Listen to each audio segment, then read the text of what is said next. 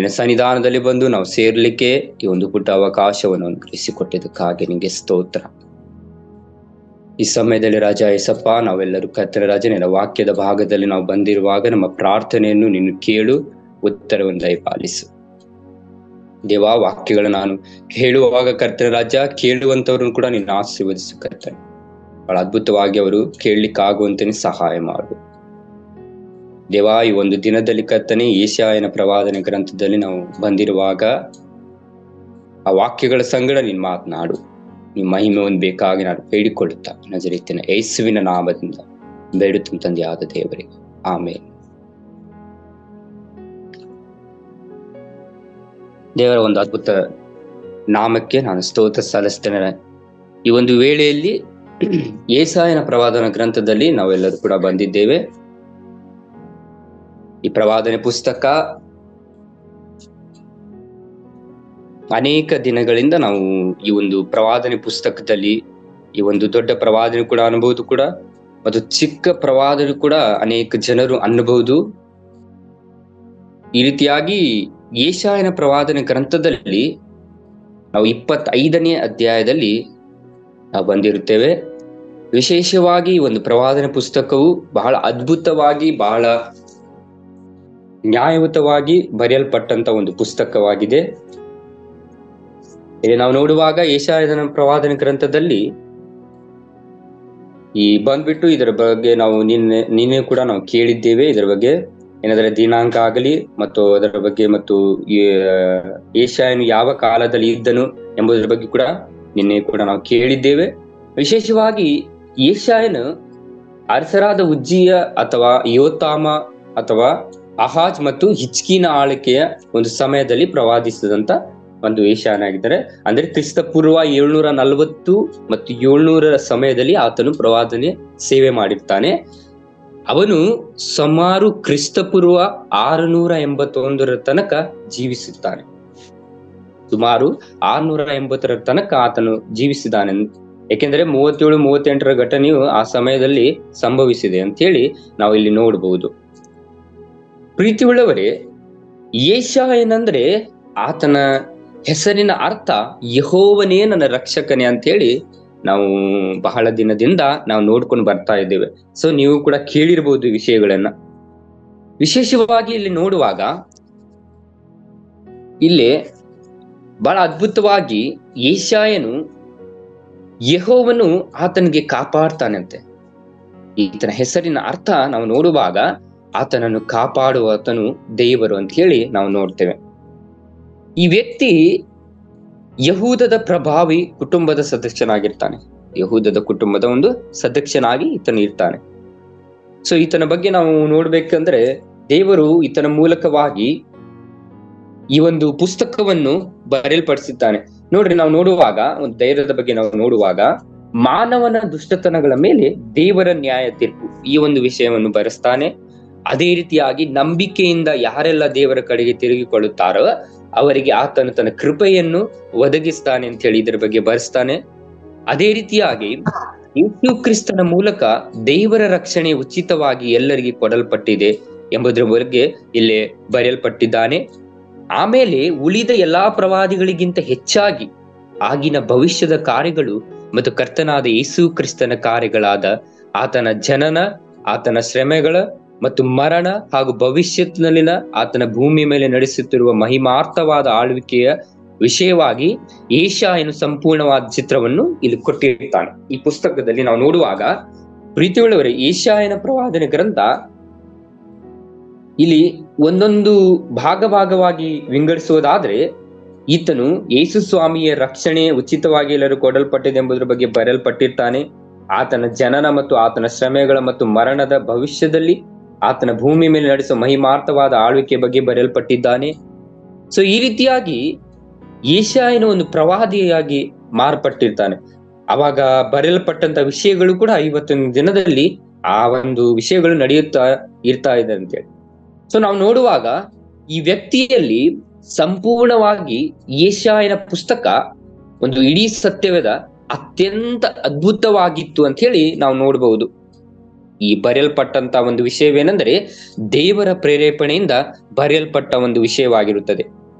So ಪ್ರೀತಿ ಉಳ್ಳವರೇ, ಇಲ್ಲಿ ನಾವು ನೋಡುವಾಗ ಇದು ಏನು ಖಂಡಿತವಾಗಲೂ ಕೂಡ ಈ ಪುಸ್ತಕದಲ್ಲಿ ನಾವು ಬಹಳ ವಿಷಯಗಳನ್ನು ಕಲಿಕೊಳ್ಳಬಹುದು. ಈ ಪುಸ್ತಕದ ಒಂದು ಅಂದ್ರೆ ಯೆಶಾಯನ ಪ್ರವಾದನೆ ಗ್ರಂಥದ ಒಂದು ಭಾಗವನ್ನು ನಾವು ನೋಡುವಾಗ ದೇವರು ನಮ್ಮ ಸಂಗಡ ಮಾತನಾಡ್ತಾರೆ ಎಂಬುದರ ಬಗ್ಗೆ ನಾವು ಕಾಣಬಹುದು. ದೇವರು ನಮ್ಮ ಸಂಗಡ ಮಾತನಾಡುತ್ತಾರೆ ಎಂಬುದಾಗಿ ನಾವು ಕಾಣಬಹುದು. ಇಲ್ಲಿ ನಾವು ನೋಡುವಾಗ ನಿನ್ನೆಯ ದಿನದಲ್ಲಿ ಸುಮಾರು ನಿನ್ನೆಯ ದಿನದವರೆಗೆ 24 ಅಧ್ಯಾಯಗಳನ್ನು ನಾವು ಕಂಡಿದ್ದೇವೆ. 24 ಅಧ್ಯಾಯಗಳನ್ನು ನಾವು ಕಂಡಿದ್ದೇವೆ. ಸೊ 24 ಅಧ್ಯಾಯಗಳಲ್ಲಿ ಕೆಲವೊಂದು ಯುದ್ಧಗಳ ಬಗ್ಗೆ ಕೂಡ ನಾವು ಕಂಡಿದ್ದೇವೆ. ಅದೇ ರೀತಿಯಾಗಿ ಅಶ್ಶೂರ್ಯದಲ್ಲಿ ಏನೇನ್ ನಡೆದು ಮತ್ತು ದೈವೋಕ್ತಿಗಳ ಬಗ್ಗೆ ನಾವು ಕಂಡಿದ್ದೇವೆ. ಏನಂದ್ರೆ ಯಹೂದದ ವಿಷಯವಾದ ದೈವೋಕ್ತಿಗಳ ಬಗ್ಗೆ ನಾವು ಕಂಡಿದ್ದೇವೆ. ಮತ್ತು ನಿನ್ನೆಯ ದಿನದಲ್ಲಿ ಯೆಹೋವನು ಸರ್ವಲೋಕವನ್ನು ದಂಡಿಸುವುದು ಮತ್ತು ಇಸ್ರಾಯೇಲನ್ನು ರಕ್ಷಿಸುವುದು ಮತ್ತು ಲೋಕದಂಡನ ಬಗ್ಗೆ ನಾವು ಕಂಡಿದ್ದೇವೆ. ಸರ್ವಲೋಕವನ್ನು ಯಾವ ರೀತಿಯಾಗಿ ದಂಡಿಸ್ತಾನೆ ಎಂಬುದರ ಬಗ್ಗೆ ನಾವು ನಿನ್ನೆ ದಿನದಲ್ಲಿ ಕಂಡಿದ್ದೇವೆ. ಸೊ ನಾವು ನೋಡುವಾಗ ಈ 3 ಅಧ್ಯಾಯಗಳು 24, 25, 26 ಮತ್ತು 27 3 ಅಂದ್ರೆ 27ನೇ ಅಧ್ಯಾಯದಲ್ಲಿ ಕೆಳಗಿಂದ ಸ್ಟಾರ್ಟ್ ಆಗುತ್ತೆ. 26ರವರೆಗೆ ದೇವರು ಲೋಕವನ್ನು ದಂಡಿಸ್ತಾನೆ ಮತ್ತು ಇಸ್ರಾಯೇಲರು ಆತನನ್ನು ಸ್ತುತಿ ಮಾಡ್ತಾರೆ ಮತ್ತು ಸ್ತುತಿ ಪದಗಳನ್ನು ಹಾಡ್ತಾರೆ ಮತ್ತು ಸ್ತೋತ್ರ ಪದಗಳನ್ನು ಹಾಡ್ತಾರೆ. ಸೊ ಈ ವಿಷಯಗಳನ್ನು ನಾವು ಈ ಒಂದು 3 ಭಾಗದಲ್ಲಿ ಕಾಣ್ತೇವೆ. ನಾವು ನೋಡುವಾಗ ನಿನ್ನೆದಲ್ಲಿ ಲೋಕವನ್ನು ದಂಡಿಸ್ತಾನಂತೆ ದೇವರು. ಮತ್ತು ಈ ಒಂದು ಪುಸ್ತಕದ ಒಂದು ಭಾಗಗಳನ್ನು ನಾವು ನೋಡುವಾಗ ಯಾವ ರೀತಿಯಾಗಿ ಬರೆಯಲ್ಪಟ್ಟಿದೆ ಅಂದ್ರೆ ಕರ್ತನಿಗೆ ಸ್ತುತಿಯ ಮಾತುಗಳಂತ ಹೇಳಿ ನಾವು ನೋಡ್ತೇವೆ. ಕರ್ತನಿಗೆ ಸ್ತುತಿಯ ಮಾತುಗಳು ಅಂದ್ರೆ ಇಲ್ಲಿ ಈ ಒಂದು ಅಧ್ಯಾಯದಲ್ಲಿ ದೇವರನ್ನು ಅಲ್ಲಿ ದಂಡಿಸುವಾಗ ಇಸ್ರಾಯೇಲರನ್ನು ಏನ್ ಮಾಡ್ತಾರಂದ್ರೆ ದೇವರು ರಕ್ಷಿಸ್ತಾರೆ ಆ ಒಂದು ಇದರಿಂದ, ಆ ಬಾಧೆಯಿಂದ. ಸೊ ರಕ್ಷಿಸುವಂತ ಸಮಯದಲ್ಲಿ ಈ ಒಂದು ಭಾಗವನ್ನು ಬರೆಯಲ್ಪಟ್ಟಂತಾಗಿದೆ. ಸೊ ನಾನು ಈ ಒಂದು ಯೆಶಾಯನ 25ನೇ ಅಧ್ಯಾಯದಲ್ಲಿ ನಾನು 4 ಭಾಗಗಳನ್ನಾಗಿ ನಾನು ವಿಂಗಡಣೆ ಮಾಡಿದ್ದೇನೆ. ಮೊದಲನೇದಾಗಿ ನಾವು ನೋಡ್ಕೊಳ್ಳೋಣ. 1ರಿಂದ 5ರವರೆಗೆ ದೇವರು ಮಾಡಿದ ಅದ್ಭುತ ಕಾರ್ಯಕ್ಕಾಗಿ ಆತನನ್ನು ಸ್ತುತಿಸುವುದು, ನ್ಯಾಯವು ಮತ್ತು ತೀರ್ಪು ಮತ್ತು ದುರ್ಬಲರಿಗೆ ಶಕ್ತಿ ಅಂತ ಹೇಳಿ ನಾವು ನೋಡ್ತೇವೆ. ಮತ್ತೆ 2ನೇ ಭಾಗದಲ್ಲಿ ನಾವು ನೋಡುವಾಗ 6ರಿಂದ 8ರವರೆಗೆ ದೇವಜನರ ಒಂದು ಹಬ್ಬ ಮತ್ತು ದುಷ್ಟರ ನಾಶನ ಅಂತ ಹೇಳಿ ನಾವು ನೋಡ್ತೇವೆ. ಅದೇ ರೀತಿಯಾಗಿ 3ನೇದಾಗಿ ನಾವು ನೋಡುವಾಗ 9ರಿಂದ 9ನೇ ವಚನ ದೇವಜನರ ಒಂದು ಸಾಕ್ಷಿ. ದೇವಜನರು ಯಾವ ರೀತಿಯಾಗಿ ಅಲ್ಲಿ ಸಾಕ್ಷಿ ನೋಡ್ತಾನೆ ಎಂಬುದರ ಬಗ್ಗೆ ನಾವು ನೋಡ್ತೇವೆ. 4ನೇದಾಗಿ 10ರಿಂದ 12ರವರೆಗೆ ನಾವು ನೋಡುವಾಗ ದೇವರು ಮೋವಾಬ್ ದೇಶಕ್ಕೆ ದಂಡನೆ ಕೊಟ್ಟದ್ದರ ಬಗ್ಗೆ ನಾವು ನೋಡ್ತೇವೆ. ಸೊ ಈ ಒಂದು ಭಾಗವು ಯೆಶಾಯನ ಪ್ರವಾದನೆ ಗ್ರಂಥದಲ್ಲಿ 24ನೇ ಅಧ್ಯಾಯ 25ನೇ ಅಧ್ಯಾಯ ಎರಡು ಕೂಡ ಸೇಮೆ.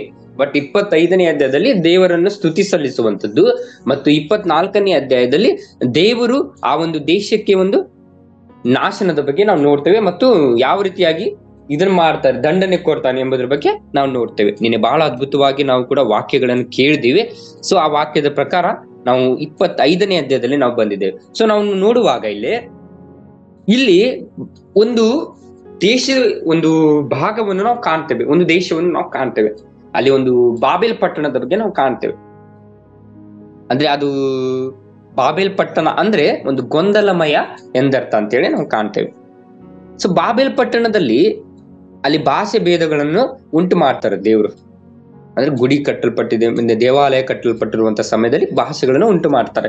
ಸೊ ಅಂತ ವಿಷಯದಲ್ಲಿ ನಾವು ಈ ಒಂದು ಪುಸ್ತಕದಲ್ಲಿ ಕಾಣಲ್ಪಡ್ತೇವೆ. ಅಂತ ವಿಷಯಗಳನ್ನು, ಚಿಕ್ಕ ಚಿಕ್ಕ ವಿಷಯಗಳನ್ನು ಕೂಡ ನಾವು ಇದರಲ್ಲಿ ಕಾಣಲ್ಪಟ್ಟಿವೆ.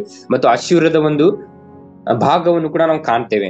ಅಶ್ಶೂರದಲ್ಲಿ ಯಾವ ರೀತಿಯಾಗಿ ಇದನ್ನ ನಡೀತು, ಆ ನಾಶನ ನಡೀತು ಅಂತ ಬಗ್ಗೆ ಕೂಡ ನಾವು ಕಾಣಲ್ಪಡುತ್ತೇವೆ. ನಾವು ನೋಡುವಾಗ 1ರಿಂದ 5ರವರೆಗೆ ನಾವು ನೋಡುವಾಗ 1ನೇ ಭಾಗದಲ್ಲಿ ಇಲ್ಲಿ ಏನ್ ಬರೆಯಲ್ಪಟ್ಟಿದೆ ಅಂದ್ರೆ ದೇವರು ಮಾಡಿದ ಅದ್ಭುತ ಕಾರ್ಯಕ್ಕಾಗಿ ಆತನನ್ನು ಸ್ತುತಿ ಮಾಡುವುದು ಮತ್ತು ನ್ಯಾಯಯುತ ತೀರ್ಪು ಮತ್ತು ದುರ್ಬಲರಿಗೆ ಶಕ್ತಿ ಅಂತ ಹೇಳಿ ಯೆಶಾಯ ಪ್ರವಾದನೆ ಗ್ರಂಥ 25ನೇ ಅಧ್ಯಾಯ 1ರಿಂದ 5ರವರೆಗೆ ಈ ಒಂದು ಭಾಗಗಳನ್ನು ನಾವು ನೋಡ್ತೇವೆ. ಸೊ ಇದರಲ್ಲಿ ನಾನು 2 ಭಾಗಗಳನ್ನಾಗಿ ವಿಂಗಡಿಸ್ತೇನೆ. 1ನೇ ಭಾಗ ನಾವು ನೋಡುವಾಗ ಯೆಶಾಯ 24ನೇ ಅಧ್ಯಾಯ 16ರಿಂದ 18ರವರೆಗೆ ಆತನ ನಾಮವನ್ನು ಪ್ರಖ್ಯಾತಿಪಡಿಸುವುದಕ್ಕೋಸ್ಕರ ನಾವು ನೋಡ್ತೇವೆ. ಸೊ ಆತನಿಗೆ ಸ್ತುತಿ ಪದಗಳನ್ನು ನಾವು ಹಾಡುವಾಗ ಆತನ ನಾಮವನ್ನು ನಾವು ಯಾವಾಗಲೂ ಕೂಡ ಪ್ರಖ್ಯಾತಿ ಪಡಿಸ್ಬೇಕಂತೆ, ದೇವರ ನಾಮವು ನಾವು ಮುಂದಕ್ಕೆ ಇಡ್ಬೇಕಂತೆ. ಅದಕ್ಕೆ ಒಂದು ಕಡೆ ಹೇಳುತ್ತೆ, ನಮ್ಮನ್ನು ನಾವು ತಗ್ಗಿಸಿಕೊಂಡು ದೇವರ ನಾವು ಹೆಚ್ಚಿಸುವಂತ ಪದದಲ್ಲಿ ನಾವು ಇರ್ಬೇಕಂತೆ. ತಗ್ಗಿಸಿಕೊಳ್ಳುವಾಗ ಆ ಒಂದು ಹೆಚ್ಚಿಸುವಿಕೆ ದೇವರು ನಮ್ಗೆ ಬಹಳ ಅದ್ಭುತಕರವಾಗಿ ಕೊಡ್ತಾನಂತೆ.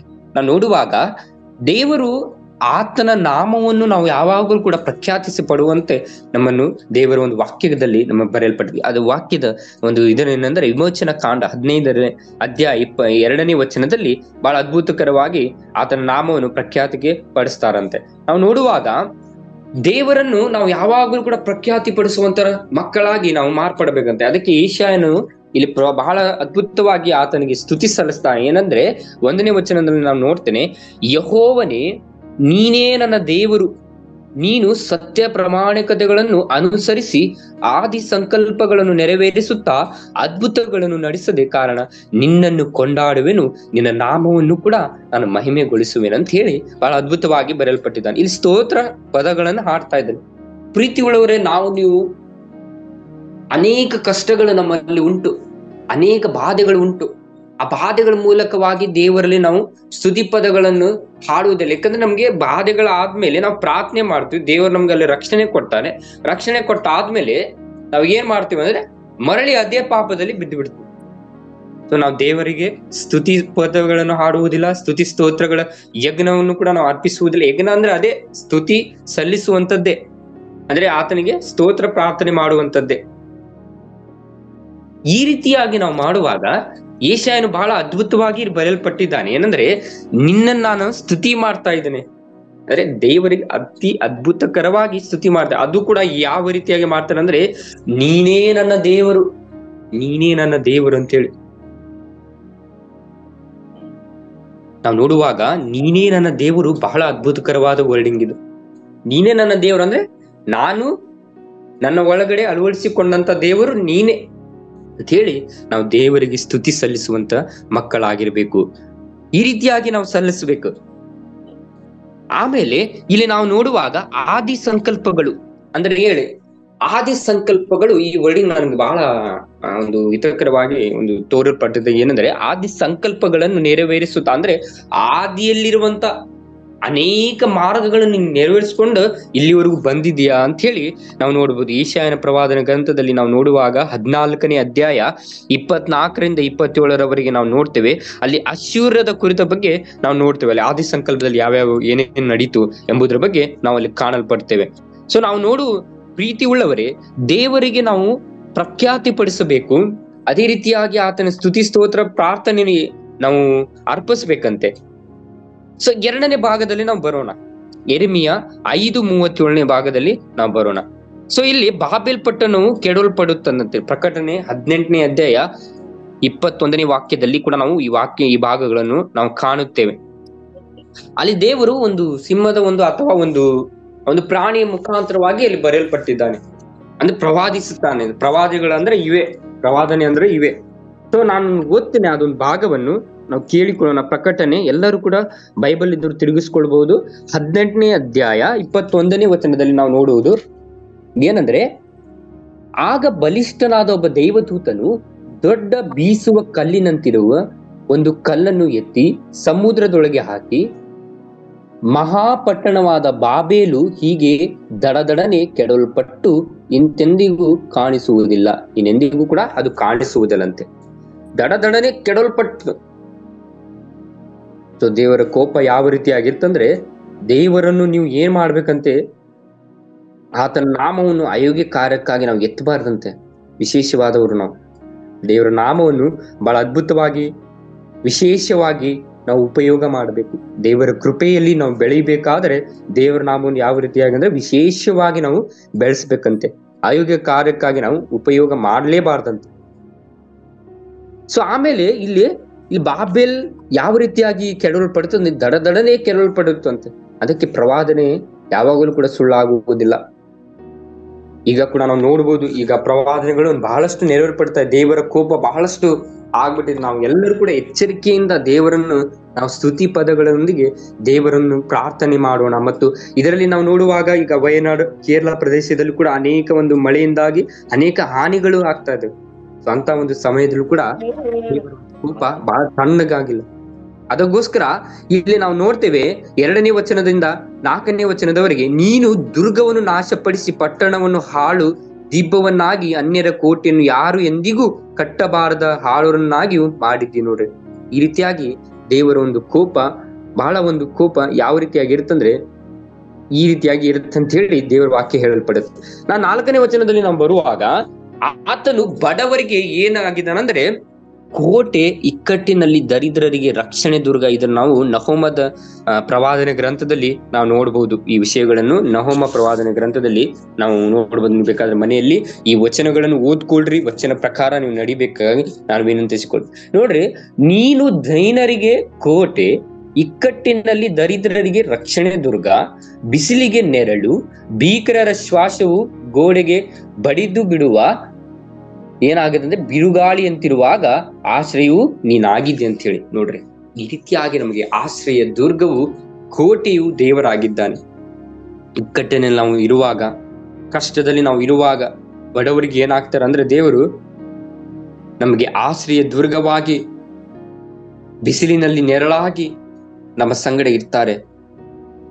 ಈ ರೀತಿಯಾಗಿ ದೇವರು ಬಹಳ ಅದ್ಭುತವಾಗಿ ಯೆಶಾಯನ ಪ್ರವಾದನ ಗ್ರಂಥಿಯಲ್ಲಿ ನಾವು ನೋಡಬಹುದು. ಈ ವಿಷಯಗಳನ್ನು ಕೂಡ ಕಾಣಬಹುದು. ಇಲ್ಲಿ ಪ್ರವಾದಿ ಬಹಳ ಅದ್ಭುತವಾಗಿ ಬರೆಯಲ್ಪಟ್ಟಿದ್ದಾನೆ, ಆಮೋಚನ ಮಗನಾದ ಯೆಶಾಯನು. ಇಲ್ಲಿ ಏನಕ್ಕಾಗಿ ಬರೆಯುತ್ತಿದ್ದಾನೆ ಈ ವಚನಗಳನ್ನಂದ್ರೆ, ನಾವು ಕೂಡ ನೀವು ಕೂಡ ಈ ವಚನಗಳು ತಿಳಿದುಕೊಂಡು ಈ ವಚನದ ಪ್ರಕಾರ ನಾವು ನಡೆದರೆ ನಮಗೂ ಕೂಡ ಒಂದು ಒಳ್ಳೆ ಕಾರ್ಯಗಳು ಬರುತ್ತೆ. ಮತ್ತು ಯೆಶಾಯನು ನುಡಿದಂತ ಒಂದು ಭಾಗಗಳು ಮತ್ತು ಪ್ರವಾದನೆಯು ನಮ್ಮಲ್ಲಿ ಕೂಡ ಬರುತ್ತೆ ಅಂತ ಹೇಳಿ ಅದನ್ನು ನೆರವೇರಿಸಿಕೊಂಡು ಬರ್ಕೊಂಡು ಹೋಗ್ತಾ ಇದ್ದಾನೆ. ನಾವು ನೋಡುವಾಗ ಈಗ 1ನೇ ಭಾಗದಲ್ಲಿ ಮತ್ತು 2 ಭಾಗದಲ್ಲಿ ಈ 2 ವಿಷಯಗಳನ್ನು ಕೂಡ ನಾವು ಕಂಡಿದ್ದೇವೆ. ಮತ್ತು 2ನೇದಾಗಿ ನಾವು ನೋಡುವಾಗ 6ರಿಂದ 8ರವರೆಗೆ ದೇವರ ಜನರ ಹಬ್ಬ, ಅಂದ್ರೆ ಅಲ್ಲಿ ಅವರಿಗೆ ರಕ್ಷಣೆ ಸಿಕ್ತು. ಇಸ್ರಾಯೇಲರಿಗೆ ಏನು ಸಿಕ್ತು ಅಂದ್ರೆ ರಕ್ಷಣೆ ಸಿಕ್ತು, ಮತ್ತು ಅವರಿಗೆ ಬಿಡುಗಡೆ ಸಿಕ್ತು, ಅವರಿಗೆ ಒಳ್ಳೆಯ ಕಾರ್ಯಗಳು ಸಿಕ್ತು. ಅದಕ್ಕಾಗಿ ಅವರು ಒಂದು ದೊಡ್ಡದಾದ ಒಂದು ಹಬ್ಬ ಮಾಡ್ತಾ ಇದ್ದಾರೆ. ನಾವು ಯಾವ ರೀತಿಯಾಗಿ ಕ್ರಿಸ್ಮಸ್ ಹಬ್ಬ ಆಚರಣೆ ಮಾಡ್ತೇವೋ ಅವರು ಕೂಡ ಒಂದು ದೊಡ್ಡದಾದ ಒಂದು ಹಬ್ಬವನ್ನು ಪ್ರಾರಂಭ ಮಾಡ್ತಾರೆ. ಆಮೇಲೆ ಅಲ್ಲಿ ದುಷ್ಟರ ನಾಶನವಾಗುತ್ತೆ. ಅದೇ ಒಂದು ಅಧ್ಯಾಯದಲ್ಲಿ, ಅದೇ ಒಂದು ವಚನದಲ್ಲಿ ದುಷ್ಟರ ನಾಶನವಾಗುತ್ತೆ. ನಾವು ನೋಡುವಾಗ ನಾನು ಓದ್ತೇನೆ 6ನೇ ವಚನದಲ್ಲಿ ನಾವು ನೋಡುವಾಗ, ಇದಲ್ಲದೆ ಸೇನಾಧೀಶ್ವರನಾದ ಯೆಹೋವನು ಈ ಪರ್ವತದಲ್ಲಿ ಸಕಲ ಜನಾಂಗಗಳಿಗೂ ಸರ್ವತ್ತಾದ ಮೃಷ್ಟಾನದಿಂದಲೂ ಮಡ್ಡಿಗಟ್ಟಿದ ಮೇಲೆ ಶೋಧಿಸಿದ ದ್ರಾಕ್ಷಾ ರಸದಿಂದಲೂ ಕೂಡಿದ ಔತಣವನ್ನು ಅಣಿ ಮಾಡುವನು. ನೋಡ್ರಿ, ಎಲ್ಲ ಗೆದ್ದಾದ್ಮೇಲೆ ಈ ರೀತಿಯಾಗಿ ಜನರು ಏನ್ ಮಾಡ್ತಾರೆ ಅಂದ್ರಲ್ಲಿ ಹಬ್ಬವನ್ನು ಆಚರಣೆ ಮಾಡ್ತಾರಂತೆ. 6ರಿಂದ 8ರವರೆಗೆ ವಚನ ನೋಡುವಾಗ ನೋಡ್ರಿ, ಇಲ್ಲಿ 1ನೇದಾಗಿ ನಾವು ನೋಡುವಾಗ ಸಂಭ್ರಮಿಸುವ ಮತ್ತು ದೇವರೊಂದಿಗಿನ ಅನ್ಯೋನ್ಯತೆಗೆ ಹಾಗೂ ಆತ್ಮಿಕ ಆಶೀರ್ವಾದಗಳ ಸಂಕೇತ. ನೋಡ್ರಿ, ಏನಂದ್ರೆ ಸಂಭ್ರಮಿಸುವ ಮತ್ತು ದೇವರೊಂದಿಗಿನ ಅನ್ಯೋನ್ಯತೆ ಹಾಗೂ ಆತ್ಮಿಕ ಆಶೀರ್ವಾದಗಳ ಒಂದು ಸಂಕೇತವಾಗಿರುತ್ತಂತೆ. ಇದನ್ನ ನಾವು ಮತ್ತಾಯನ ಬರೆದ ಸುವಾರ್ತೆಯಲ್ಲಿ 22ನೇ ಅಧ್ಯಾಯದಲ್ಲಿ ಮತ್ತು 1ರಿಂದ 2ನೇ ವಚನದವರೆಗೆ ನಾವು ನೋಡ್ತೇವೆ. ಏನಂದ್ರೆ ಸಂಭ್ರಮ ಮಾಡುವಂಥದ್ದು ಬಹಳ ಅದ್ಭುತಕರವಾಗಿ ನಾವು ಸಂಭ್ರಮ ಮಾಡಬಹುದು. ಅಲ್ಲಿ ಕೊನೆಯ ನಿಟ್ಟಿನಲ್ಲಿ ಯೇಸು ಸ್ವಾಮಿಯ ಒಂದು ಚರಿತ್ರೆ ನಾವು ಕೂಡ ನೋಡ್ಬೋದು. ಅಲ್ಲಿ ಮತ್ತಾಯನ ಬರೆದ ಸುವಾರ್ತೆಯಲ್ಲಿಯೂ ಕೂಡ ದೇವರ ಒಂದು ಚರಿತ್ರೆ ಕಾಣಲ್ಪಡ್ತೇವೆ ನಾವು ಈ ಒಂದು ಭಾಗದಲ್ಲಿ. ಮತ್ತಾಯನ 22 1ರಿಂದ 2ರಲ್ಲಿ ನಾನು ಓದ್ತೇನೆ. ನೋಡ್ರಿ, ಯೇಸು ಸ್ವಾಮಿ ಬೋಧನೆ ಮಾಡುತ್ತಾ ಇನ್ನು ಸಾಮ್ಯ ರೂಪವಾಗಿ ಅವರು ಹೇಳಿದನೆಂದರೆ, ಪರಲೋಕ ರಾಜ್ಯವು ಮಗನಿಗೆ ಮದುವೆ ಮಾಡಿದೊಬ್ಬ ಅರಸನಿಗೆ ಹೋಲಿಕೆ ಆಗಿದೆ. ಅವನು ಮದುವೆಗೆ ಹೇಳಿಸಿಕೊಂಡಿರುವ ಕರೆಯುವುದಕ್ಕೆ ತನ್ನ ಆಳುಗಳನ್ನು ಕಳುಹಿಸಲು ಬರುವುದಕ್ಕೆ ಅವರಿಗೆ ಮನಸ್ಸಿರಲಿಲ್ಲ. ಸೊ ಇಲ್ಲಿ ಒಂದು ಪರಲೋಕ ರಾಜ್ಯದ ಒಂದು ಸಾಮ್ಯವನ್ನು ಇಲ್ಲಿ ದೇವರು ಹೇಳ್ತಾ ಇದ್ದಾರೆ. ಏನಂದ್ರೆ ಮಗನಿಗೆ ಮದುವೆ ಮಾಡಿದ ಒಬ್ಬ ಅರಸನಿಗೆ ಹೋಲಿಕೆ ಆಗಿದಂತೆ. ಸೊ ಈ ರೀತಿಯಾಗಿ ಮಗನಿಗೆ ಮದುವೆ ಮಾಡಿದ ಒಬ್ಬ ಅರಸನಿಗೆ ಹೋಲಿಕೆ ಆಗಿದೆ. ನೋಡ್ರಿ, ಆ ಕಾಲದಲ್ಲಿ ಯೆಶಾಯನು ಬರಿಬೇಕಂದ್ರೆ ವಿಷಯಗಳನ್ನು ಬಹಳ ಒಂದು ಇದರಿಂದ ಬರೆದಿರ್ತಾನೆ. ಅವರಿಗೆ ಕಷ್ಟಗಳು ಉಂಟು, ಬಟ್ ಅದು ದೇವರ ಪ್ರೇರೇಪಣೆಯಿಂದ ಈ ವಾಕ್ಯಗಳನ್ನು ಬರೆಯುತ್ತಿದ್ದಾನೆ. ಇನ್ನು ಪ್ರವಾದನೆ, ಅನೇಕ ಪ್ರವಾದಗಳನ್ನು ನಾವು ಕಾಣಬಹುದು. ಬಟ್ ಯೆಶಾಯನ ಪ್ರವಾದನೆ ಗ್ರಂಥದಲ್ಲಿ ಅನೇಕ ವಿಷಯಗಳನ್ನು ಕೂಡ ನಾವು ಕಲಿತುಕೊಳ್ತೇವೆ. ಅದರ ಮೂಲಕವಾಗಿ ನಾವು ಮತ್ತಾಯನ ಬರೆದ ಸುವಾರ್ತೆಯಲ್ಲಿ ಕೆಲವೊಂದು ಭಾಗಗಳನ್ನು ಅಲ್ಲಿ ನಾವು ಕಾಣ್ತೇವೆ. ಮತ್ತು ಯಜ್ಞದ ಕುರಿಯಾದ ವಿವಾಹವನ್ನು, ಕಾಲವನ್ನು ಮತ್ತು ಸೂಚನೆ ಮಾಡಲಾಗಿತ್ತಂದ್ರೆ ಪ್ರಕಟಣೆ 19 6ರಿಂದ 7ರವರೆಗೆ ನಾವು ಆ ವಚನಗಳನ್ನು ನೋಡ್ತೇವೆ. ಸೊ ಈ ಭಾಗವನ್ನು ನಾವು ನೋಡುವಾಗ ನಮಗೆ ಏನ್ ಅರ್ಥ ಮಾಡ್ಲಿಕ್ಕೆ ನಾವು ಬಯಸ್ತೇವಂದ್ರೆ, ದೇವರ ಅನ್ಯೋನ್ಯತೆಯಲ್ಲಿ ನಾವು ಬೆಳೀಲಿಕ್ಕೆ ಸಾಧ್ಯ ಅಂತ ಹೇಳಿ. ಅಂದ್ರೆ ದೇವರ ಜನರ ಒಂದು ಹಬ್ಬ, ಅಂದ್ರೆ ದೇವರ ಜನರು ಯಾವ ರೀತಿಯಾಗಿ ಹಬ್ಬ ಮಾಡ್ತಾರೆ, ದೇವರವರಿಗೆ ಒಂದು ಇದು ಸಿಕ್ಕಾಗ. ಸೊ ಆ ರೀತಿಯಾಗಿ ಸೊ ಇಲ್ಲಿ ನಾವು ನೋಡುವಾಗ ಅವರು ಯಾವ ರೀತಿಯಾಗಿ ನಾಶವಾಗ್ತಾರೆ ಅಂದ್ರೆ ಮರಣಕ್ಕೆ ಕಾರಣವೇ ಪಾಪ ಅಂತೇಳಿ 1 ಕೊರಿಂಥ 15:54 ಮತ್ತು ರೋಮಾಪುರ 5:12 ನಾವು ಕಾಣ್ತೇವೆ. ಮರಣಕ್ಕೆ ಪಾಪ ಅಂದ್ರೆ ಮರಣಕ್ಕೆ ಕಾರಣವೇ ಒಂದು ದೊಡ್ಡದಾದ ಒಂದು ಪಾಪ ಅಂತೆ. ಇಲ್ಲಿ ನಾಶವಾಗ್ಬೇಕಂದ್ರೆ ಜನರು ಒಂದು ದೊಡ್ಡದಾದ ಒಂದು ಪಾಪವಾಗಿರ್ತದೆ ಪ್ರೀತಿ ಉಳ್ಳವರೇ. ಈ ಒಂದು ಭಾಗದಲ್ಲಿ ನಾಶನ ಮತ್ತು ದೇವರ ಒಂದು ದೇವ ಜನರ ಒಂದು ಹಬ್ಬವನ್ನು ನಾವು ಕಂಡಿದ್ದೇವೆ. ಮತ್ತು 3ನೇದಾಗಿ ನಾವು ನೋಡುವಾಗ 9ನೇ ವಚನದಲ್ಲಿ ದೇವ ಜನರ ಒಂದು ಸಾಕ್ಷಿ ಕೊಡ್ತಾ ಇದ್ದಾರೆ ಇಲ್ಲಿ. ಈಗ ಪ್ರೀತಿ ಉಳ್ಳವರೇ, ನಾವು ಸಾಕ್ಷಿ ಹೇಳಲಿಕ್ಕೆ ಬಹಳಷ್ಟು ಭಯ ಪಡ್ತೇವೆ. ನಮ್ಮ ಜೀವನದಲ್ಲಿ ಬಹಳ ಅದ್ಭುತ ಕಾರ್ಯಗಳು ನಡೆಯಲ್ಪಟ್ಟಿರುತ್ತೆ. ಆದ್ರೆ ಅದನ್ನ ಎಲ್ಲರ ಮುಂದೆ ಹೇಳಿ ನಾವು ಬಿಚ್ಚಿಡ್ಲಿಕ್ಕೆ ಅದೇನಾಗುತ್ತೆ ಅಂದ್ರೆ ನಮಗೆ ನಾಚಿಕೆ ಸ್ವಭಾವಗಳು ನಮ್ಮಲ್ಲಿ ಉಂಟಾಗ್ತದಂತೆ. ಆ ರೀತಿಯಾಗಿ ಆಗ್ಲೇಬಾರ್ದು, ಆ ವಿಷಯಗಳು ನಮ್ಮಲ್ಲಿ ಆಗಲೇಬಾರ್ದಂತೆ. ಸೊ ಇಲ್ಲಿ ಬಹಳ ಅದ್ಭುತವಾಗಿ ಅವರು ಸಾಕ್ಷಿ ಹೇಳ್ತಾರೆ.